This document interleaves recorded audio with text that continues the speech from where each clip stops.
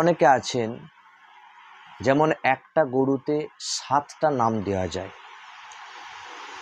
তো অনেকে প্রশ্ন করেন যে একজন একটা নাম দেবে বলে ইচ্ছা করলে, তো সেই একটা নামে একটা গরুতে কিনতে গেলে যে পয়সা দাম 7 ভাগে ভাগ করা হয়।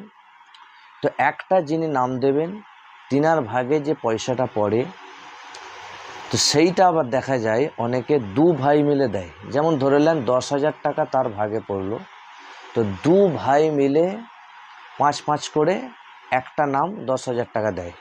এটা চলবে না। যিনি দেবেন একটা নাম তাকে একাকী ওই একটা নামের পয়সা দিতে হবে। আল্লাহ পাক যেন আমাদেরকে এই মাসআলাগুলো বোঝার তৌফিক দান করেন। আমিন ওয়া আখির দাওয়ানা আনিল হামদুলিল্লাহি রাব্বিল আলামিন।